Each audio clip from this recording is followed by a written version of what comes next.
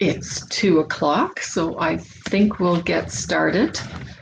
I only have a half hour and I have so much that I want to tell you, so I think I'll just get going. As people are joining, hopefully they can catch up. Hi, I'm Jane Collins. I'm your presenter for this talk, Business Vision, Develop an Innovative Mindset. In these times, and in all times, as far as that goes, thinking in innovative ways is extremely important. It's about coming up with new ideas instead of just processing the old ones. And as we know, the old ways have drifted away from us. I'm not sure what's going to be the new way. Maybe it'll look like the old way, but we don't really know. Just a little bit about myself. I worked as an accountant for 20 years as an employee. Maybe not what you thought I started out as, because accountants aren't really known for being innovators. Innovative thinking, creative thinking, there's creative bookkeeping, but that's a different story. But life brings you what you need, I like to believe. And there was a time when I realized that the way I was living my life, following the rules that I was given, wasn't really working for me. So I had to find a new way of thinking. Leaving and starting my own CA practice. I did the traditional because that's all that I really knew. But by that time, I had already learned that I had a passion for writing, especially writing to teach. So that was something that wove its way into everything that I did after that. I wrote a workbook called Bookkeeping Step by Step, which doesn't sound extremely innovative, but it led to teaching at Mohawk College for 10 years, and that was a wonderful experience. Teaching was very innovative for me. I found new ways to explain ideas and try and think in a few different ways so that more people could understand, and it was quite rewarding. I found that I loved teaching. I eventually wrote a book, not eventually, about 10 years ago, I wrote a book called Willing Change. And at the end of this talk, there's going to be a draw for a copy of the book and a workbook that goes with it called Self-Employment Success. So hopefully you'll stick around for that. I wrote the book. It's a mindset management book. to change your way of thinking, to change your life, basically. The will in willing change is about making the changes happen. It's choosing the changes that you want, not just accepting life as it happens, which is the way that it seems sometimes. So I just want to point out that I have a very strong base in logic and reasoning. As an accountant, I don't have a choice. That was something that I always enjoyed, and I still use logic and reason. But in my work, the courses that I teach, everything that I do, I like to have innovative thinking in it as well. It's taken me in a lot of new directions, and it's been great. Before we get too deeply into the topic, I want to talk about a book that I read years ago called The Emyth. Excuse me, take a sip of water. The Emyth by Gerber. It describes the three people that as a business owner. One is the entrepreneur. The entrepreneur is typically the person who had the idea to start the business, who got excited about doing it, hopefully, and is the natural innovator and idea person for the business, the person who has the vision, the person who is the leader. I've known a few strong entrepreneurs. One of them in particular is someone who has always owned businesses. One is a car dealership, one is home building, and another is a refractory factory. And but occasionally he's decided he wants to do something different. He owned a restaurant at one time. He owned a property that used to be an airport. It's just somebody who enjoys being in business, sees it as a challenge to make something work. We're all finding that challenge now, but the entrepreneur in you enjoys doing that. The other person is the manager, someone who has the overview, who does the supervising, organizing, files the paperwork. Hopefully somebody who's good with money and good with people. And then there's a technician, which you may also be still. It's probably why you started the business. There was a craft that you enjoyed doing or a service that you were very good at providing. When I started my accounting firm, the accounting work was the technician. If you're running a restaurant, it would be the chef or the people and the wait people. So it's the entrepreneur in you that I want to be addressing. You already have an interest in innovative thinking, and I'd like to expand that interest and help you find more ways to become an innovator naturally as you go. It's part of your daily life, not just something that you once a year, when you're doing your budget, thinking about what you should be doing. It's an ongoing process.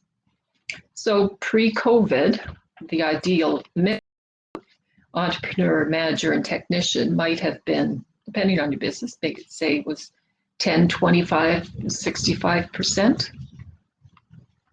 But now, the way things are going, a lot of businesses are running at half speed, certainly not at full capacity. Some are running at more than normal, but I think for the most part, most people are finding that their work life has changed drastically. And I think the mix of entrepreneur, manager, and technician should change well when you to sell in the way that you did. This is the perfect time to be thinking of new ways to do what you did before, new methods of producing what you do, finding new markets. I think the mix would be very different. It's up to you to decide what that is, but I think it's a good thing to consider. So I just wanted to tell you just a little bit so you know where I'm coming from when I'm talking about what you think. It's just that everything that you've thought has been stored in your subconscious mind. And you've organized, your mind has organized all of those thoughts into different mindsets of beliefs and values and rules, and all of those mindsets are telling you how to behave and what you should listen to and what you should ignore and what's important and what's relevant. And it happens so quickly you don't even notice it. you can pay attention to your thinking and figure out what your subconscious has been storing. And in my book, of course, that's an exercise that you go through regularly, not just deciding what you want to think, but having an idea of why it's difficult for you to think that way. If you think I'm a successful person and your subconscious is telling you constantly, no, remember that time in grade 3 when you failed that test, or whatever it is. Those things can keep coming up for you. But it's good to notice them so that you can address them when they do come up. So in this webinar, what I want you to consider is that what you think is very important, and I want you to break away temporarily from your patterns of logic and analysis. Okay, they're not going anywhere, they're well ingrained, you have them, but let's just break away from it for a while so that you can open your mind to consider the ideas that I'm presenting to you. So this is a time for change. The change has already occurred in a lot of ways, but because of changes that have happened that you didn't ask for, it's a good time to be able to develop new mindsets that help you to move forward in your chosen work as an entrepreneur. You can work on developing your business vision. It's probably changed because of what has been going on. And you have a chance now to also look at what limits you may have set unconsciously. And it's time to just think big, think better, and think greatness. So just a brief, what's the definition of innovation? I just Googled these. I have my own idea and you probably have yours, but innovation, probably you've defined it as the generation of new ideas, which is what I think of. Creative thoughts, imagining new things. Usually innovation is for a purpose. We consider it to be for a purpose, such as a new device or a new method. In business, it could be producing new ideas about how to operate your business, workflows, the different methods of anything that you do. It could be collecting money or asking for money, new products, new services, finding new customers, adding new markets, maybe adding new businesses even. Okay, I think you probably have the same idea of innovation that I do. But I have added some to my definition, these aspects of innovative mindsets. It was difficult for me to break it down because that's sort of the opposite of being an innovator. But a lot of these ideas are tied together. So I've written it this way, and that's how I'm going to present it to you. Okay, so number 1, greatness. Okay, however you define it, whatever you think it makes it a great business. But when I say think big, it's setting impossible up to fail. It's about learning more about yourself, usually, and striving to reach your ideals. The number 1 step in the accomplishment of the willing change model that I have in my book is to know what you really want. It's important that you understand what your ideals are, what your business vision is, what it is that you're aiming for. And then you can think big from there, knowing what it is that you really want. Why don't we think big? Sometimes we make ourselves smaller for the sake of other people. There might be people in your family who have a problem with you doing well, or you think that your friends won't accept you, or whatever it is. There are many reasons. Your subconscious, of course, so that's something that you should look into for yourself. It's something that you could maybe spend some time pondering. But you do no one any favors by being smaller than you are. It just doesn't make any sense. It doesn't make sense to a true entrepreneur. Okay. Why would you think I'm going to do something that is going to be small or adequate? There's no excitement in that. And the entrepreneur likes to be excited by ideas. What makes your business great? Okay, this is something for you to consider for your own personal business. If you understand the overall vision, which we talked about, and you're striving towards it, that's probably a good definition of a great business. So what does your business really sell? Okay, who are your customers? What is that vision that you have achieved? It might be different. What you have achieved might be different from your original vision, but it's a good good exercise, I think, to look at what you really sell and base it on needs that are being met. I like to look at needs, people's personal needs in this manner, as either there are three needs. One is safety, which could be physical safety, could be financial safety, security. It could also be just fitting in, feeling safer, or it could be hiding, not being noticed can make you feel safer. It's different for everybody. I like to use the example of a clothing store. Okay, if you're selling clothes, you might be selling clothes that are functional. They could be uniforms, they could be cheap, they could be expensive, they could be designer, or you're selling clothes for comfort. In the case of somebody looking for safety, it could be fitting in, looking like everybody else. For acceptance, it could be about looking good enough to make other people think that you're acceptable or loved, or it could be about conforming with what everybody else is doing. So acceptance was the second need, and the third is control. And control is something that we all like to feel. As far as clothing goes, you might be selling control if you're wearing nobody else would wear. Somebody likes to think no one tells me what to wear. I set the style. I'll wear what I want. So they're going to wear something that might be a little bit different from what everybody does. I like to do this exercise in my workshops, ask you for a tagline. What is your tagline that would describe your business? When I started writing courses, my tagline was writing to teach. Another tagline could be changing lives, or keeping you safe, or making life easier. If you don't have a tagline, that's fine. It's just give some thought to some words that might fit into a tagline for you, so that you have a good, easy description. It just tells you and anybody that you share it with what it is that you're really selling and what needs you're meeting. The second aspect is open-mindedness. I think that's a given. If you want to be innovative, you have to be open to thinking in new ways. And maybe you've been operating your business for quite a while, and you might think that you know everything that you reasonably need to know about your business.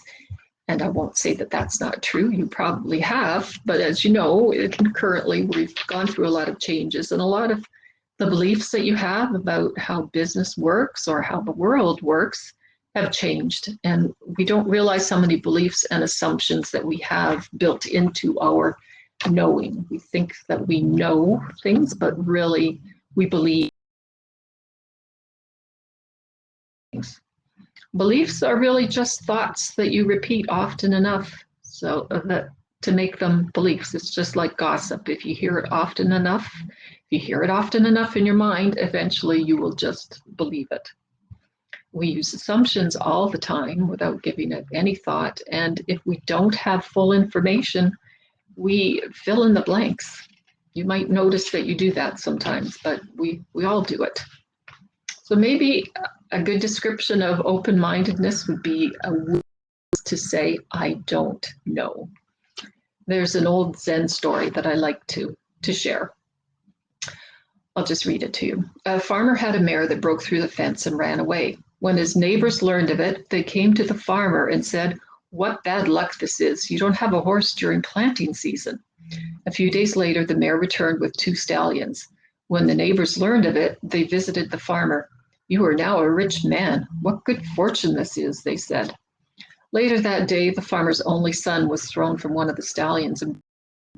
When the neighbors heard about it, they came to the farmer. "It is planting season, and now there is no one to help you," they said. "This is truly bad luck." The very next day, the emperor's army rode into town and conscripted the eldest son in every family. Only the farmer's son with his broken leg remained behind. Soon the neighbors arrived. Tearfully, they said, "Yours is the only son who was not taken from his family and sent to war. What good fortune this is."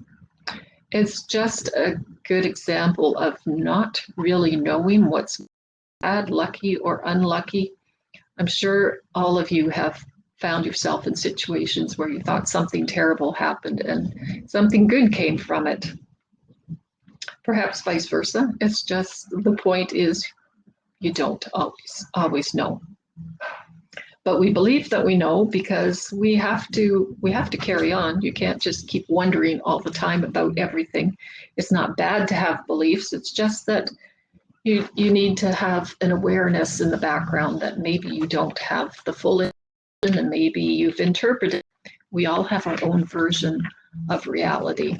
They might be very similar, but they're all a little bit different. We have different ideas of what's relevant, what's important, and what we should pay attention to. So I'd like you to ask yourself, what assumptions have you made about how to operate your business?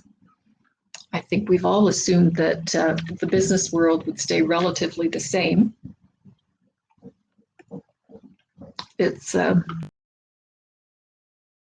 to not make that assumption, but we've made assumptions about the marketplace, about customers, about staff. And it's not that it's wrong to make assumptions. Again, it's just that you need to know what assumptions you have made, and perhaps you should examine them at regular times. How else could I interpret this data? How do I know that this is true? What other perspective would be helpful? And ask why, and ask why not. The third aspect I want to talk about is opportunity thinking. I think of that as purposely looking for new ideas, new opportunities wherever you go. I just want to relate a little story. I have a friend who wanted to have several travel adventures before she couldn't travel anymore, so she created what she called her bucket list of about 10 places that she wanted to see that would make her happy. Once she had seen them all, then she'd feel good. She had a friend call her one day saying that she had an opportunity to go to Crete and stay for free in a villa that was owned by her boss, and would my friend like to go with her? I was pretty excited for my friend because I knew she wanted to travel, and I asked her, "Is that a place you'd like to go?" And she said, "Yes." And I said, "Well, I guess you know where you're going next year then." And she said, "But it's not on my bucket list." I couldn't really believe it at first. I said, "Well, just this," but for her, it was, I don't know, it was a checklist to be completed rather than an adventure. She'd forgotten what the purpose of the list was. And I don't want you to forget that. That's why I keep emphasizing, know what your business vision is, know what it is that you really want. What do you want for your business? There are many ways that it can be achieved. Maybe the way that you were doing it was working great. Maybe it will in the future. We don't really know, but just keep in mind what you want. So when an opportunity comes, you'll be ready for it. You'll listen to it. Just consider it at least instead of just writing it off right away, which is what we do with a lot of great ideas. I know everybody has told me that they've had that. They had the great idea, and somebody else is making a lot of money with it. It happens to all of us. Just try to keep your mind open. A good idea is to read your goals and your vision and spend a little time wondering about what opportunities could arise. Good things happen to everybody. Or as problems or new situations arise, consider what opportunities could arise with them at the same time. What are you ready for? If something great happened, if you found out that your profit was doubling, how would that change your life? Are you ready for the extra money? Do you know what you would do with it?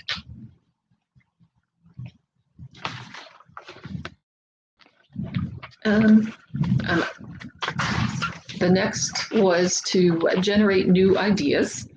And I have few different ways of doing that. I'll just show you. Well, one is generating new ideas related to your business in specific with mind mapping. It's not a new idea. If you Google it, you'll find all sorts of lovely mind maps. I suggest that you do it for something new that you want to develop, even if you don't know that you want a new product or service. Just record it in a page and circle it and draw some branches, and whatever comes from those branches. It could be customers that you already have, or where you could find new customers. Any ideas that come from that basic idea of, say, a new product. I'll show you what one looks like in a moment. The other is generating random ideas. It's the stream of consciousness exercise, just mulling things over. It could be a problem that you need to be solved, or want to develop, or a way that you want to use some grant money, or somebody has asked you if you could produce something and you're not sure if you can. Just do some mulling. Just write.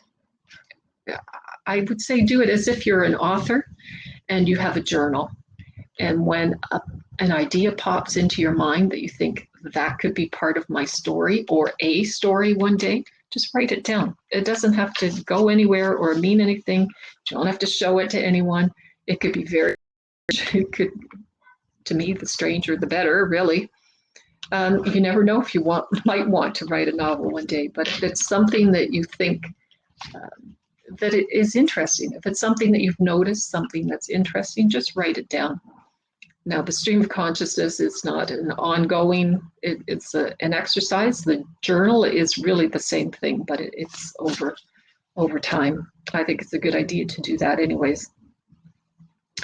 But just write it down, and when you to look at the problem or the situation, then look at some of the words that you've written down. There might be a theme there.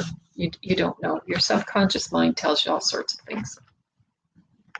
Just going to show you here's an example of a mind map. Okay, it's a simple idea. I suggest you have fun with it, though. It doesn't have to be just that simple. It could be something like a tree. Just to imagine the metaphor that you could have. What are the roots of your business? What is the trunk? What is the mainstay product? What are the branches? What can come from it? You can always add more branches as the tree grows. Oops. So how do we do this? How do you make the shift from being someone who processes information, like the accountant brain, into somebody who writes fictional novels, which I have done. I've written two. The shift, I can't really tell you how it was for me. I guess it was something that I just wanted to do. But we have brain patterns that are our beliefs and rules that are sort of hard thoughts. They get us stuck. Once you've accepted this is the truth and there can't be anything else that's true, it's difficult to bring in new ideas because you'll just reject them. It doesn't fit in with what you believe. Of logic and analysis. What I see is all there is. An innovator would wonder if there's more to understand. Logic, the past predicts the future. Innovator, the unexpected frequently happens. Logic, I can figure this out with reason. Innovator, what is my intuition telling me about this? Logic, there's a limit to what I can do. Innovator, I can imagine anything, no limits. I must follow the rules. Innovator, the rules don't always make sense, and the rules don't always apply, and they especially don't always apply to me or my business. I've run into situations where people have told me, oh yes, well, when I wanted to put my mother into a retirement home, didn't want to, it was time. Everybody said, you'll be waiting a year. I don't know anybody who didn't say that to me when I discussed it. In the short story is it was 6 weeks. It's not, was their rule. I want to listen to it. So I'm just going to suggest a few exercises that can help you to notice your assumptions and your limited thinking. A simple one is 5 different uses for a paperclip other than clipping paper, or for a stool, or a picture frame, or a vase. As you're just looking around your room, just be thinking that it could be a regular practice. It could be fun. You could maybe do it with your kids. Or think of a situation that you consider to be bad and think about 3 ways that it may have been good. Pondering is something that I like to do, is thinking about subjects where there's no object involved. You could bring objects into it, but things like what is beauty? There are people who can look at a rose and see beauty. That's their first thought. And other people will just start labeling it, the color, and all the information about it, all the scientific information. It's fine, but it's not nearly as rewarding, I don't think, as look at how beautiful this is. Not everybody can see the beauty. Or what is compassion? Where does it come from? How do you get it? Not everybody has it. Why is that? You could also use illogical words, to break away from the logic. Words like wonderful and amazing or grace, they can't really be defined. Your logical brain would have problems with it, and the rest of your brain, your innovative brain, is going to take over. When you're writing on a piece of paper, like when you're doing a mind map or just writing in general, use blank paper with no lines. It gives you some freedom. Those lines are telling you this is where you should be writing. This is the size. Like, just feel a little more freedom. Feel free to do things that maybe you haven't done before, and ask more questions. Examine your rules to understand their effects. We've talked about rules already, but just consider these things. You have a lot of rules about money. Money is something that's important when you're in business, so I'll use that as an example. Plus, we all have been taught so many different things by so many different people, and we've had our own experiences. We have a multitude of money beliefs. You do, as well as everybody else. But start listing your rules when you're thinking about things like, where should it come from? Is it okay to accept money, people? Does it only have to come from working hard? That makes you feel better for some reason. What should you do with money? How much of it should you share? Who deserves to have money? Why do people get upset when some people win the lottery? Who gets to win the lottery? What sense does that make? And how much is the right amount of money to have? What is wealthy? Is there such a thing as too wealthy? Can you be too wealthy? Would it bother you if you had too much money? I know you probably think not, but it's worth examining what it is that you really do think about money.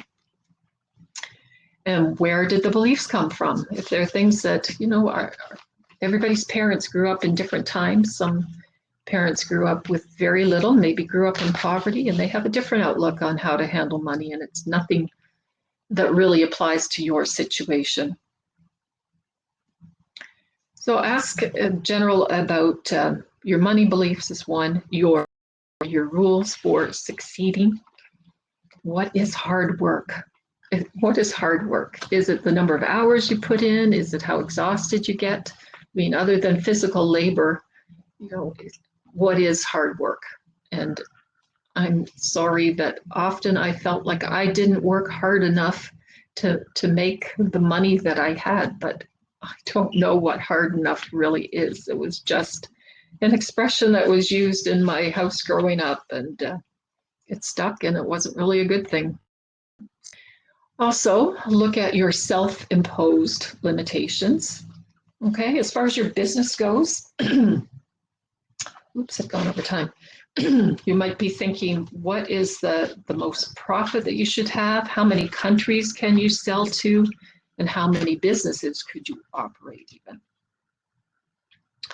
Then we talked about generating the ideas. Another approach is self-trust. I said, admit that you don't know, but also,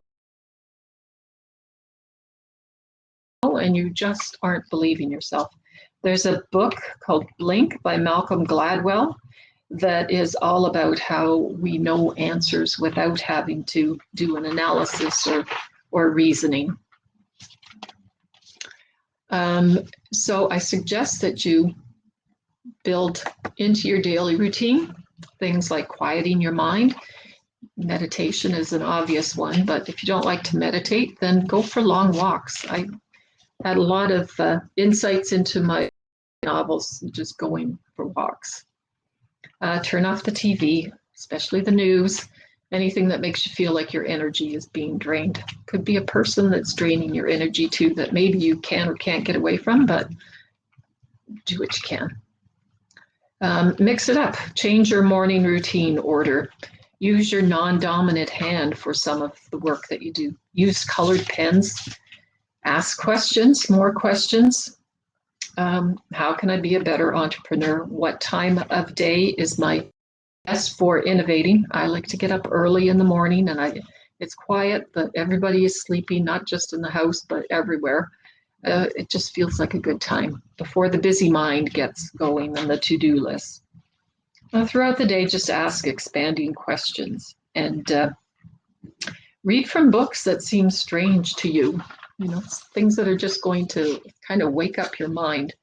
And maybe watch the other news. You have your favorite news show, and you know that there's shows that are saying things that just look at them once in a while and just open your mind. I'm not telling you what to believe, just open your mind. So I'll leave you with this. The name of my book is Willing Change. As I said, the willing comes from the word will, to make it happen. The W is for wonder. Be curious, ask questions, imagine. Have fun with it. Let your mind open wide and let ideas flow without limitations. Look at what exists now and ask what if. Look at your new ideas and ask why not. Look for more opportunity. Don't leap in without knowing where you're going, but take some risks. Be willing to take certain risks that are right for you, and trust yourself. Okay, well, thanks very much. I'm just going to mention that I want to have a draw. If you just go to my Facebook page, Jane Flusblom Collins, and like my page, I'll enter your name in a draw. Okay. So I don't see that I have any questions. If there's anything that anybody would like to send to me through an email. Okay, I'm getting a note. Thank you very much. I'm glad that you found it interesting. My goal is always to give people something to think about. So if I've done that, then I'm happy. Thank you very much. You can reach me through my Facebook page. You can go to my website, willingchangecourses.com. You can email me too. I'll give you my email address if there's anything that you'd like to discuss. Gmail. Oops. Gmail.com. Okay, well, thanks very much. It was wonderful. I enjoyed this session, and I hope to hear from some of you soon. Thanks.